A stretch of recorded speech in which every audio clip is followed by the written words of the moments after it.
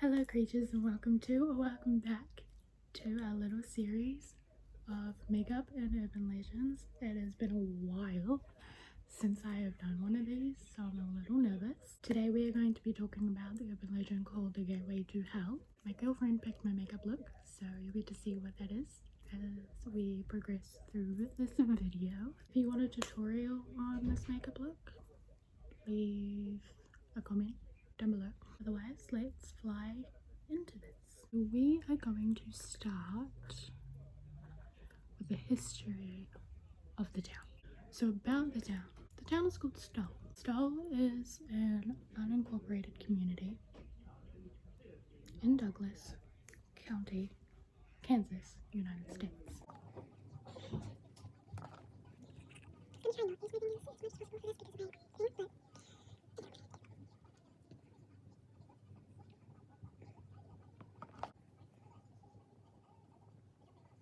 Founded in 1857, the settlement was initially known as Deer Creek by Pennsylvania Dutch settlers until it was renamed after its only postmaster, Sylvester Stoll.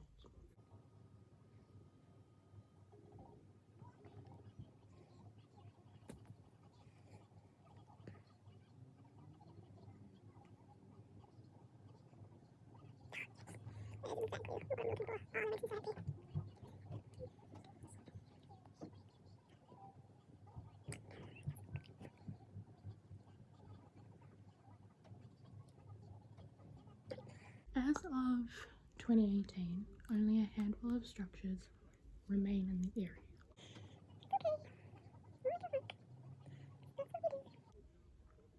As special effects artists, we make shit work. Since the 1970s, the town has become infamous due to an apocryphal legend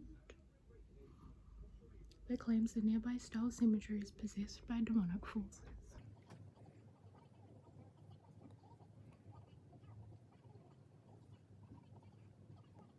This legend has become a facet of American popular culture and has been referred to in numerous forms of media. This legend has also led to controversies with current residents of Stoll.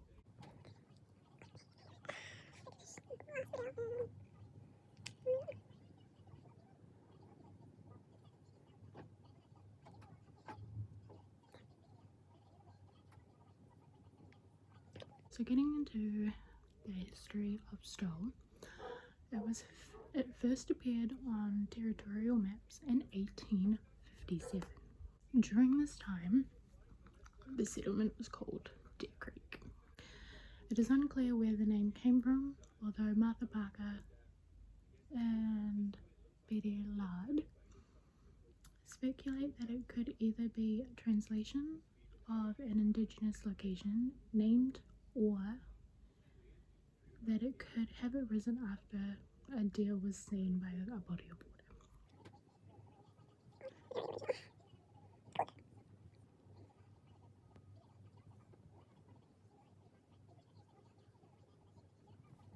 The first European settlers in the area spoke German as their native language.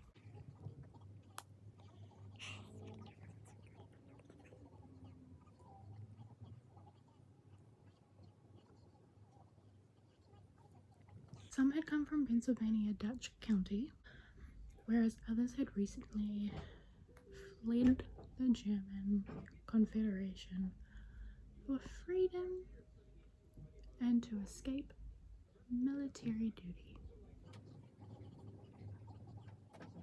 Which I guess is fair. I don't think Germany was very kind back in those days.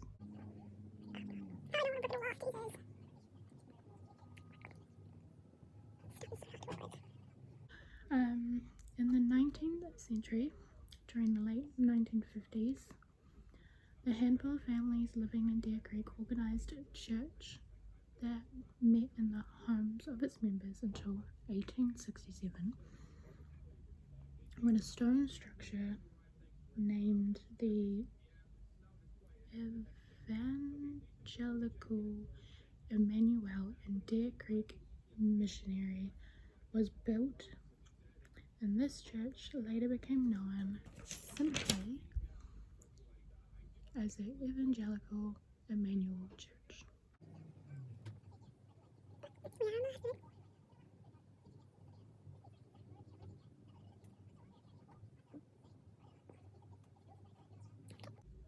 Until 1908, the sermons at the small chapel were preached in German.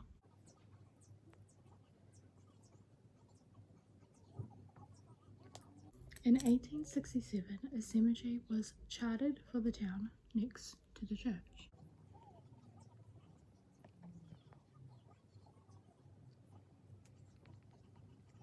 In 1922, those living in Stoll raised $20,000 to construct a new wooden frame church across the road.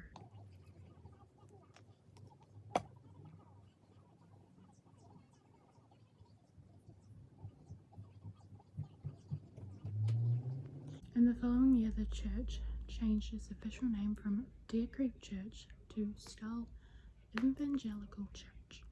I don't even think I'm pronouncing that correctly, but who gives a shit? Probably the people from the place. I'm sorry.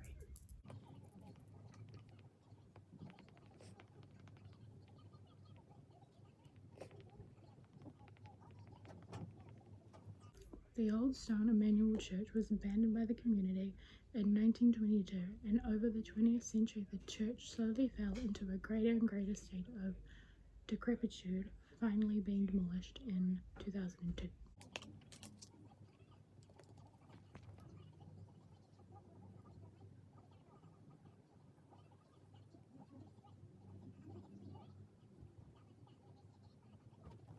Due to a growing congregation from Stoll and Lecompton, a larger church was eventually needed, so in 1919 the community voted to build a new church.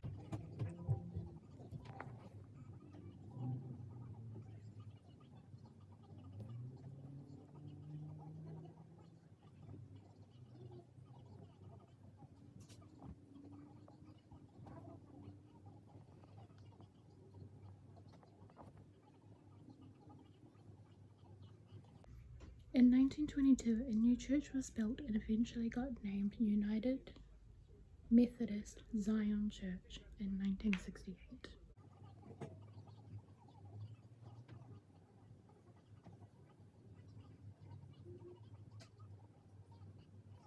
This new church holds services and meetings that continue today under the name Stoll United Methodist Church. Much of a name change.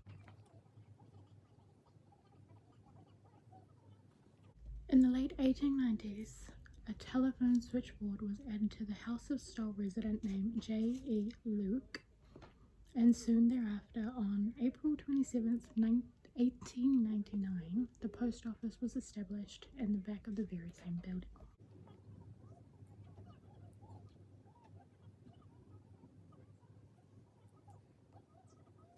The town's first and only postmaker was Sylvester Stoll, from whom the town derived its name.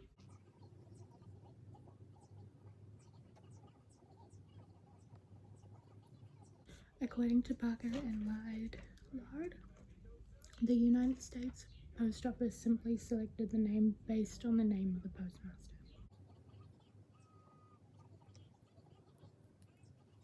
The name stuck even after the post office was discontinued in 1903. Stoll residents opened 2 schools before Kansas was admitted to the Union. The first school only lasted for about 5 years. The other school, named Deer Creek, experienced increasing enrollments and started being used for church services by the Lutheran congregation and the United Brethren on Sundays. Along with church services, the school held debates, voting for general elections, and competitions in baseball, horseshoes, sewing, and cooking. Also, what is horseshoes? Am I missing something here? The school continued until 1962 when it closed. Students thereafter went to Lecompton to continue their education.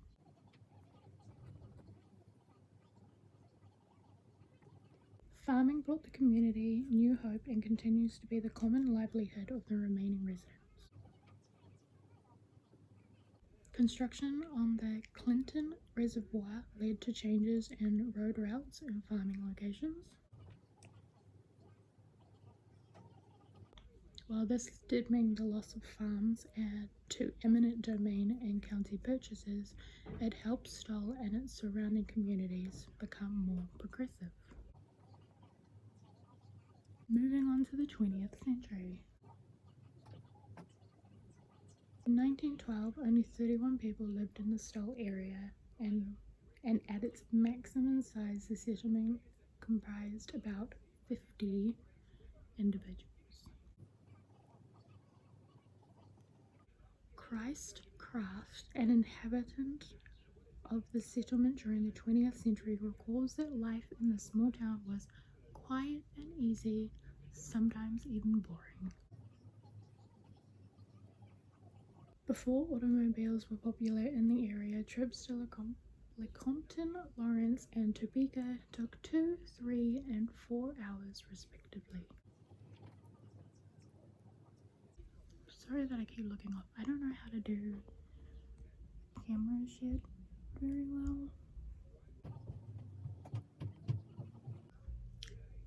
But I'll learn, I'm sure. Eventually a baseball diamond was constructed and Stoll.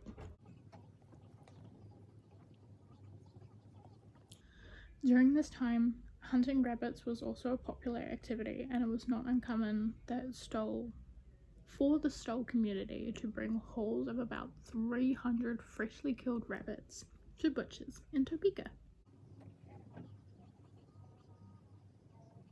During the early 20th century, a number of businesses were established in the area, but most were short-lived. The exception to this general trend was the Luke and Craft grocery store, which was established in the early 1900s and lasted until 1955. The Roaring Twenties brought preliminary discussion about constructing an interurban railroad line between Kansas City and Emporia that would run through Stoll. Anticipating that the city was about to grow, the residents of Stoll began discussing the idea of establishing a farmers' state bank in the area. The Lecompton-based banker J.W. Creeder even secured an official bank charter. However, neither the railway or the bank were ever built, possibly due to the advent of the Great Depression. During the 20th century, the settlement suffered 2 major tragedies. The first occurred when Oliver Barnmeyer, a young boy, wandered into the field that his father was burning, and he died. Oliver's tragic death led to the rumor that if one stepped on Oliver's tombstone, they would go to hell. The second occurred when a man was found hanging from a tree after going missing.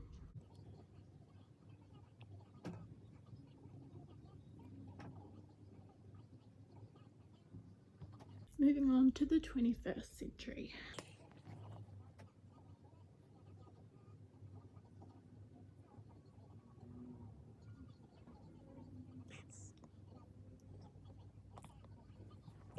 On July 25th, 2022, the new Stoll Church mysteriously caught fire between 1 p.m. and 1:30 p.m.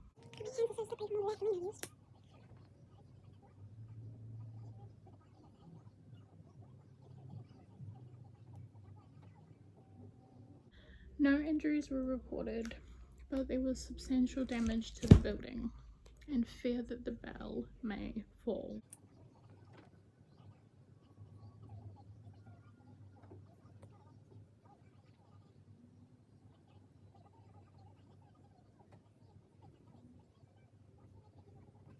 According to WIBW, officials have hypothesized that the fire was caused by a lightning strike.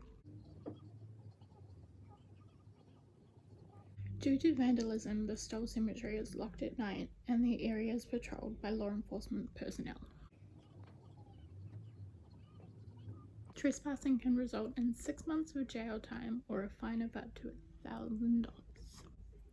So now that we know about the town, let's move on to the actual urban legend, the Gateway to Hell.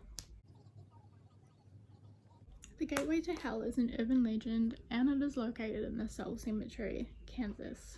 The stairs in an old demolished church open to the other side on Halloween and the spring equinox.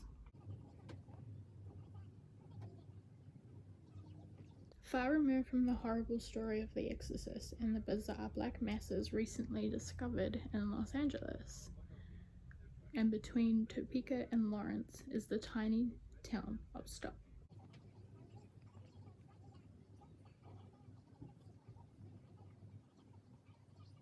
Not unlike the town of Sleepy Hollow, described by Washington Irving in his infamous tale, Stoll is one of those towns motorists can miss by blinking.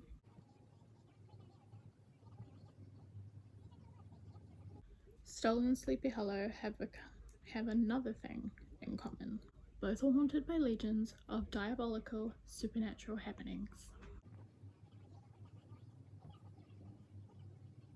The opening to the University Daily Kansan article, Legend of the Devil Haunts Tiny Town, penned by Jane Penner. It was this article that caused Stoll to largely be associated with the supernatural and the popular consciousness. The Stoll Cemetery has gained an ominous reputation due to the urban legends involving Satan, the occult, and the purported gateway to hell. The rumors about the cemetery were popularized by a November 1974 issue of the University Daily Kansan, the students' newspaper of the University of Kansas, which claimed that the devil appeared in Stoll twice a year, once on Halloween and once on the spring equinox. People soon said that the cemetery was the location of one of the 7 gates of hell, and that the nearby Emmanuel Church ruins were possessed by the devil. Others claim that the legend was engendered by the killing of Stoll's mayor back in the 1850s. Of note, Stoll was never organized as a town, and so never really had a mayor. It is also said that during a trip to Colorado in 1990s, Pope John Paul II redirected the flight path of his private plane to avoid flying over the unholy ground of Stoll, although there was no evidence that this happened. However, most academics, historians, and local residents are in agreement that the legend has no basis in historical fact and was created and spread by students. Which, by the way, I would totally spread and agree with. Ugh, love it.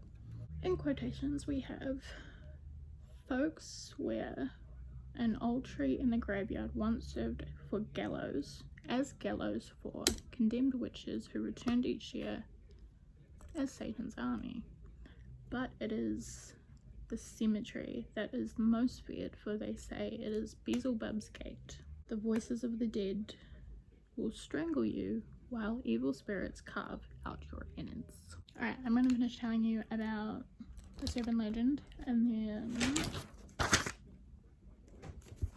I'm going to finish the look and be at the end of the video. So, also in quotations, they say that the basement of the abandoned church in Stoll, Kansas, there is a staircase, and if you follow that staircase down, down, down, you will reach the entrance of hell itself.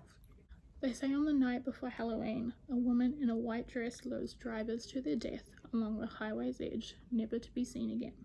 In the years that followed the publication of the University Daily Kansas article, the legend persuaded thrill seekers to visit the cemetery, and they would claim that weird and creepy events such as noises and memory lapses happened to them, leading to further speculating that the town was haunted by witches and the devil. It became a popular activity for young folks, especially high school and college students from Lawrence and Topeka, to journey to the cemetery on Halloween or the equinox to see the devil.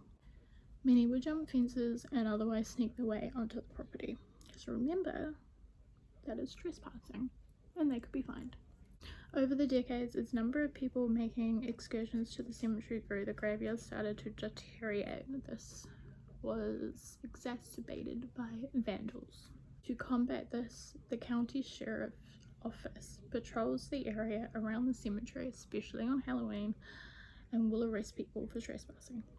Those caught inside the cemetery after it is closed could face a maximum fine of $1,000 and up to 6 months in jail. Now, Stoll and its cemetery in popular culture, despite its dubious origins, the legend of Stoll Cemetery has been referred numerous times in pop culture. The band Urge Overkill released Stoll in 1992, which features the church and a tombstone from the cemetery on its cover.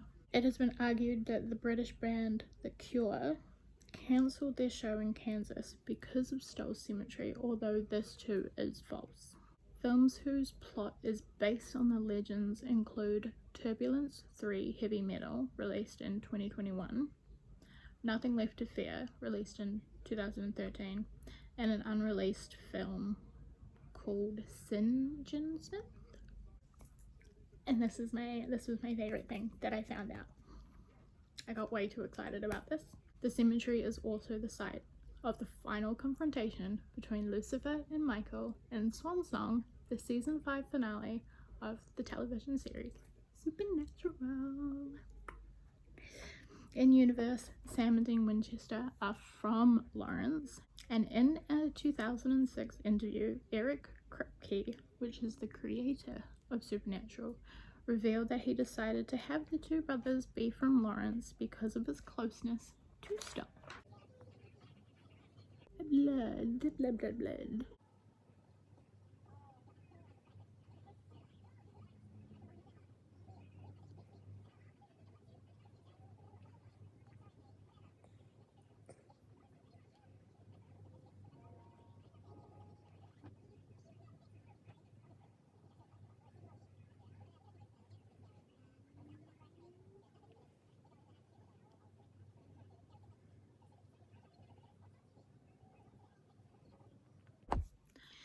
Well, we are at the end of the video, and this is the final look. Ironically, my partner chose a cross, a nun look, without even knowing what my urban legend is. If you have any suggestions for urban legends, you can leave them in the comments down below. But otherwise, I will see you in the next urban legend.